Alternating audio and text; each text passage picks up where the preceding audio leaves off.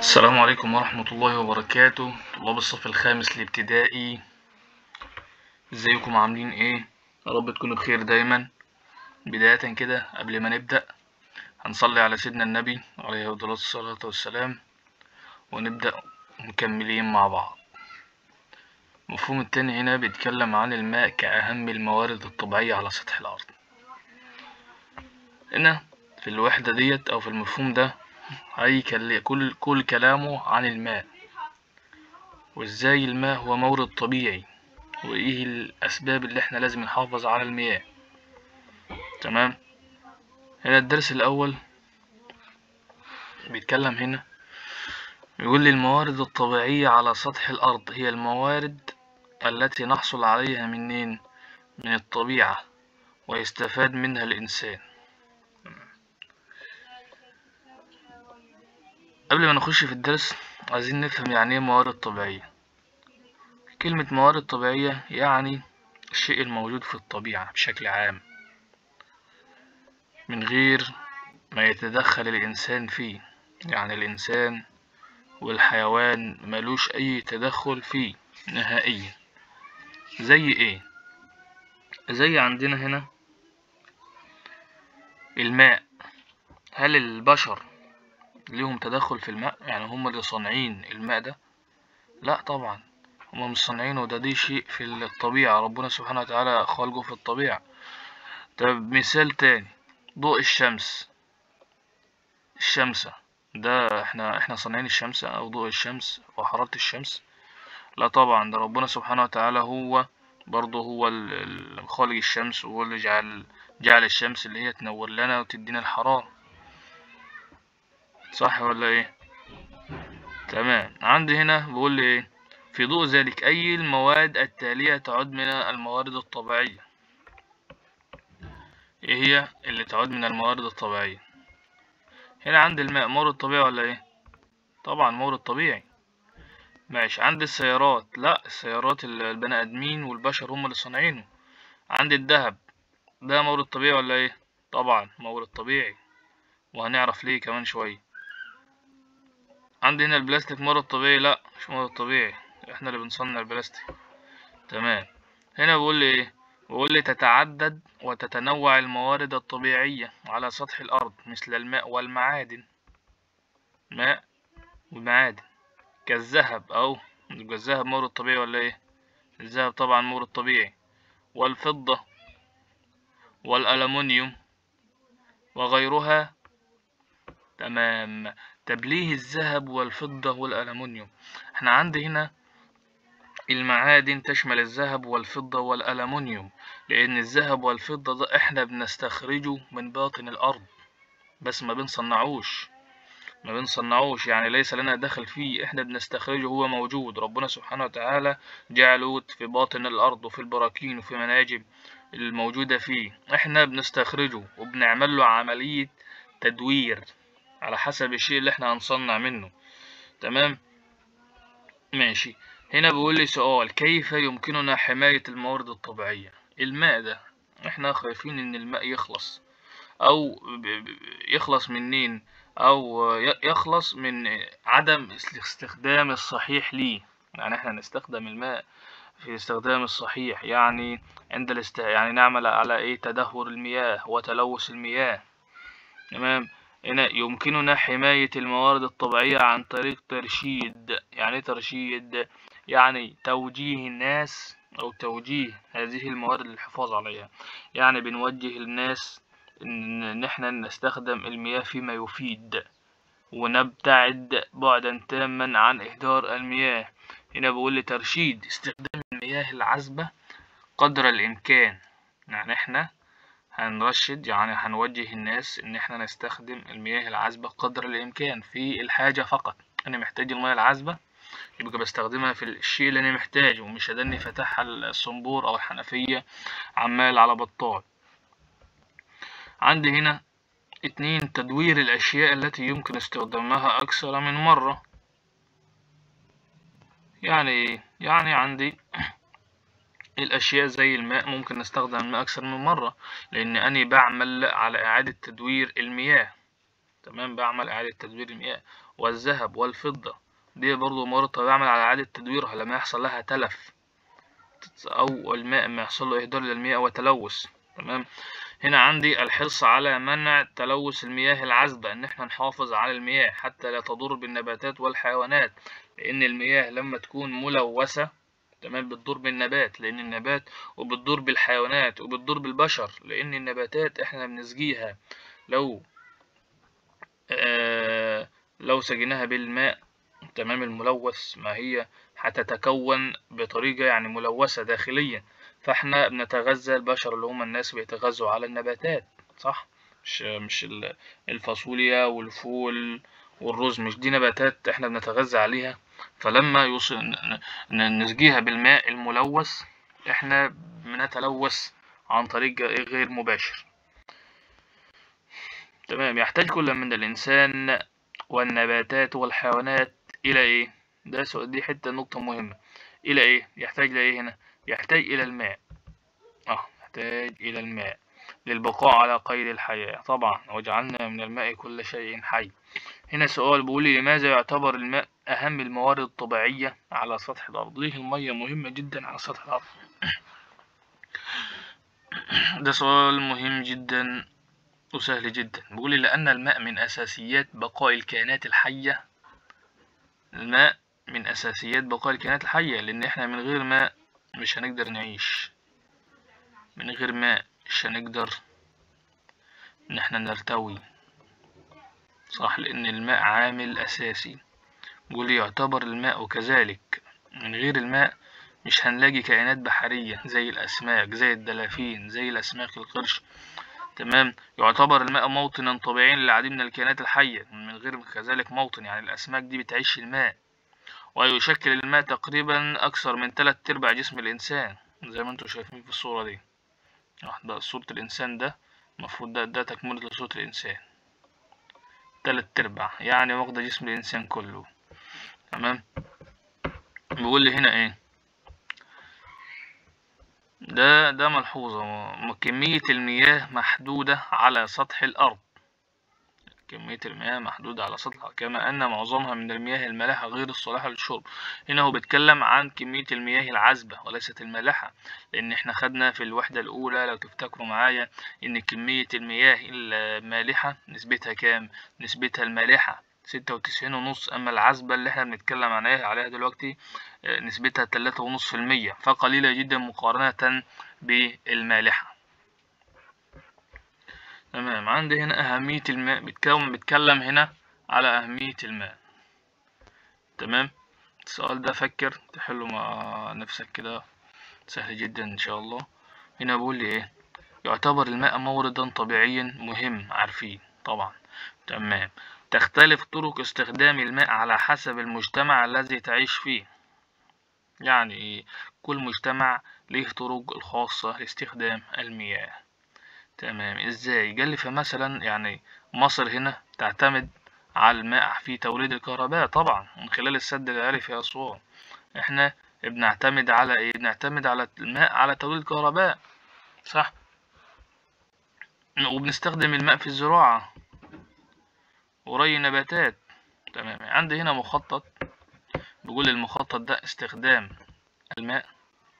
تمام. قال لي اول حاجة بيقول لي ايه؟ الشرب. تستخدم الماء فين؟ في الشرب، صح؟ لا بنشرب الماء ولا لا؟ تمام. ما نقدرش نعيش من غير ميه. تاني حاجه الزراعه، بنزرع بيه النباتات ولا لا؟ لان النباتات برضو تحتاج الماء لايه؟ للقيام بعمليه البناء الضوئي. عندي غسيل الخضروات وتنظيفها. النبات بعد ما يطلع ثمار نعمل ايه؟ بنعمل على تنظيفه وغسلها ليكون صالح للاكل.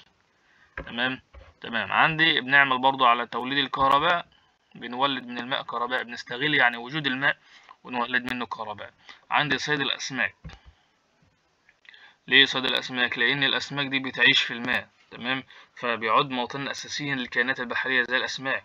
وإحنا بنستخدم الماء برضو لإيه؟ إحنا بنركب لركوب القارب، عشان إحنا نصطاد أسماك لازم نركب القارب أو السفينة عشان نمشي على سطح الماء ونصطاد الأسماك. عندي هنا نقل البضائع عبر السفن عن طريق قناة السويس، أو عن طريق قنوات أخرى رأس رجاء الصالح، أو عن طريق الماء بصورة عامة. تمام ماشي. عندي هنا ملحوظة بيقول ايه، استخدم الماء ايضا للاستحمام واعداد الطعام وفي النظافة الشخصية، دي واخدينها قبل كده وعارفينها طبعا. هنا مصادر المياه، مصادر المياه ديت احنا خدناها قبل كده بالمفهوم الاول لو تفتكروا. تمام تمام. عندي هنا ايه، عندي هنا بيقول لي يوجد العديد من مصادر المياه على سطح الارض. يوجد العديد من ايه، من مصادر المياه على سطح الارض، مثل ايه، قال لي هنا مثل الانهار. وعارفين طبعا وصف النهر وعبارة عن ايه لو تفتكروا معايا. بيقول لي هنا النهر قلنا هو عبارة عن مسطح مائي، مسطح مائي جاي منين، قال لي يتدفق من منطقة عالية الارتفاع إلى منطقة منخفضة في قناة محددة، صح؟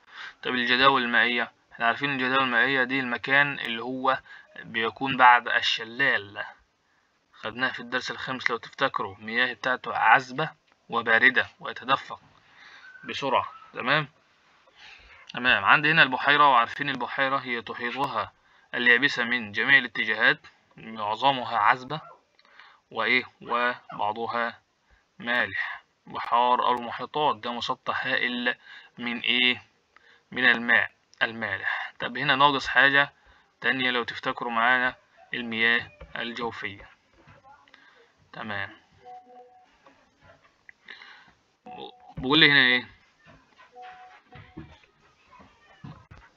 بقول لي هنا بالرغم من تعدد مصادر المياه على سطح الأرض، فإنه ليست كل مصادر المياه صالحة للشرب. طبعا احنا عندنا مياه مالحة ومياه عذبة، وأحيانا في بعض الأحيان المياه العذبة ما بتكونش صالحة للشرب عشان بتكون ملوثة، فبتخضع لعملية تحلية مياه. ده واجب تمام تحله مع نفسك كده تفهم الدنيا ماشية ازاي. ماشي. هنا عندي بيقول لي ايه، تتعدد مصادر المياه الطبيعية على سطح الأرض، فمنها البحار والمحيطات والبحيرات. فكر بقى شوف ايه المياه العذبة هنا صالحة للشرب. هنا بيتكلم هنا على أنواع المياه، بيقول لي هنا أنواع المياه، هناك نوعان رئيسيان من سطح المياه. وعارفين أنواع المياه ايه، عارفين، لحظة واحدة، عارفين هنا ايه، قلنا ان في مياه عذبة. تمام، مياه عذبة دي نوعين، ومياه مالحة. هنا قال لي المياه العذبة هي مياه صالحة للشرب، يبقى ده تعريف لازم نحفظه، المياه العذبة مياه صالحة للشرب، مصادرها أنهار، أمطار، مياه جوفية، أنهار جليدية. مياه غير صالحة للشرب المياه المالحة، مصادرها محيطات وبحار وخلجان. تمام، في خلجان هنا. تمام. بقول لي هنا ايه، معظم مصادر المياه، ده ممكن سؤال نقول عليه ان هو اسمه ايه، اسمه علل او لماذا. تمام، ده سؤال مهم، سؤال مهم. بقول لي معظم مصادر المياه على سطح الارض مياه مالحة وغير صالحة للشرب، ليه؟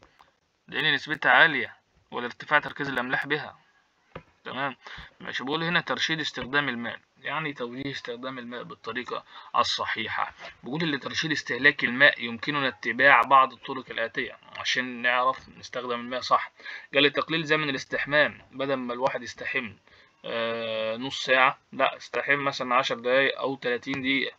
تمام. عندي هنا غلق صنبور الماء أثناء غسل الأسنان، في ناس أو معظم الناس عامة بتعمل ايه، بتيجي تغسل أسنان وهي بتغسل الأسنان بتسيب الصنبور أو الحنفية مفتوحة، ده غلط، ده إهدار المياه.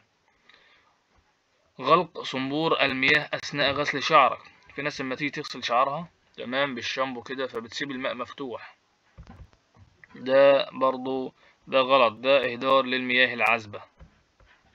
التدريب دي برضو ايه تحله مع نفسك، ولما في لو في أي حوافة تكتب لنا في الكومنتات وهنساعدك بإذن الله. هنا بيقول لي ايه، المسطحات المائية.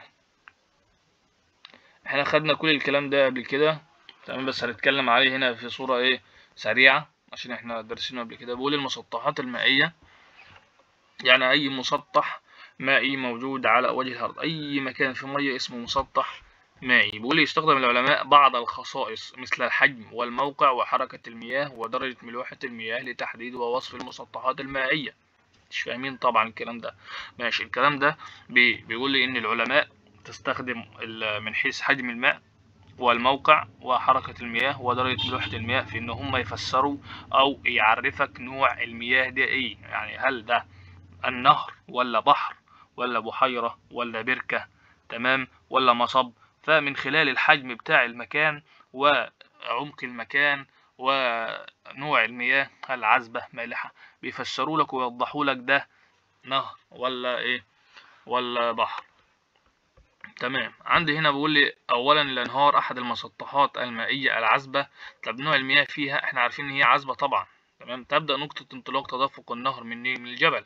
احنا عارفين ان النهر، تمام، بيكون جاي عن طريق شلالات، تمام، منطقة عالية لمنطقة منخفضة.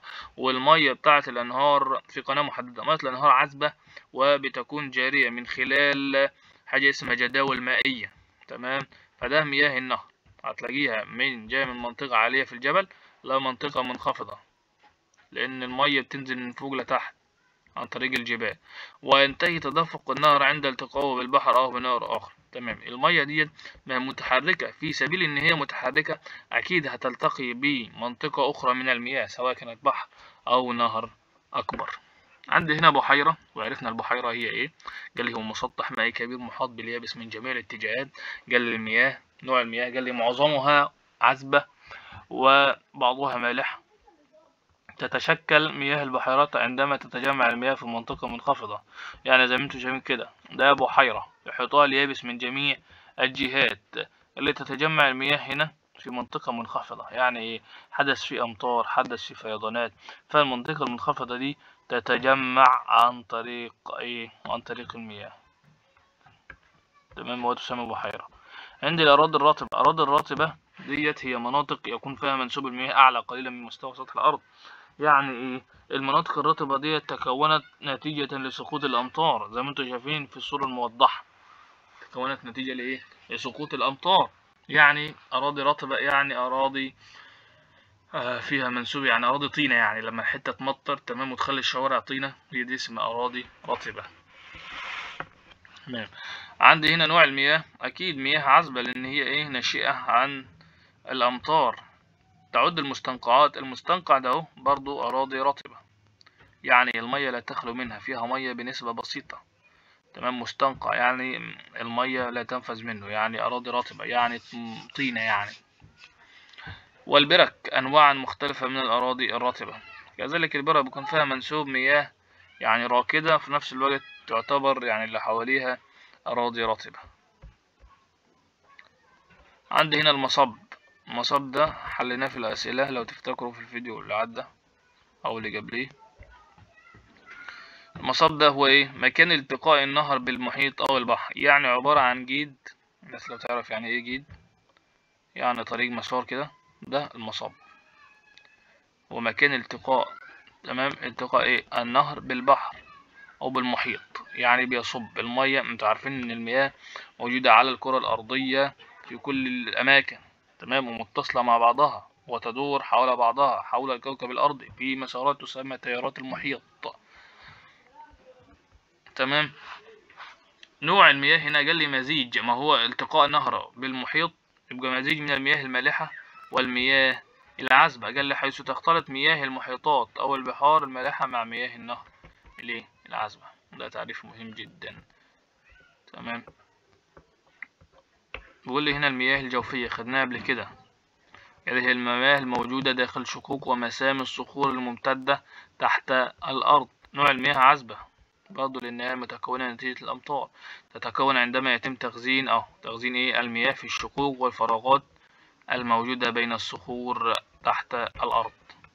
بيقول يوجد على الأرض مياه جوفية أكثر من جميع المياه الموجودة في الأنهار. يوجد على الأرض مياه جوفية أكثر من الموجودة في الأنهار والمحيطات، لأن الأرض بصورة عامة الأمطار الدنيا بتمطر في جميع الاتجاهات في أوقات مختلفة، فالماء، كمية الماء اللي جاية من الأمطار ممكن تحدث سيول، والسيول ديت بتجري في الأراضي وبتنزل تحت الأرض، تمام، فنسبتها عالية. ده ملحوظة مهمة جدا. هتيجي لك سؤال أكمل يقول لي يوجد على الأرض مياه نقط أكثر من جميع المياه الموجودة في الأنهار المحيطات، يبقى أنت عارف إن هي مياه إيه؟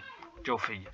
بيقول لي المحيطات، بيقول لي هو مسطحات مائية كبيرة تحتوي على مياه مالحة، مسطح هائل من المياه المالح.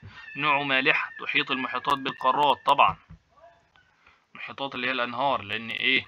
لأن إحنا لما نيجي نسافر من قارة لقارة، يعني قارة أفريقيا لقارة أوروبا، ممكن نستقل الماء، صح؟ في ناس بتسافر بر، في ناس بتسافر بري عن طريق الطائرة، الطائرات. في ناس تستقل القارب أو السفن، لأن هي إيه؟ تنتقل من قارة لأخرى. تمام. وتتصل مياه جميع المحيطات ببعضها. يضم قاع المحيط جبالا وسهولا. قاع المحيط احنا عارفين ان المحيط ده عمقه كبير جدا، تمام. فالعمق ده بيكون منطقة منخفضة جدا، تمام. فبيضم جبالا، اللي هو جبل من الجبال، يعني جبال كبير بحيث يصل لأعلى سطح المحيط، لا جبالا يعني كانت فيما قديما يعني جبالا، وسهولا مناطق منخفضة. تمام. التدريب دي برضو كذلك سهل جدا. الأسئلة ديت هتحلها مع نفسك، نبقى نحلها سوا بإذن الله. وبإذن الله استنونا في فيديو تاني، الدرس التاني بإذن واحد أحد. السلام عليكم ورحمة الله وبركاته.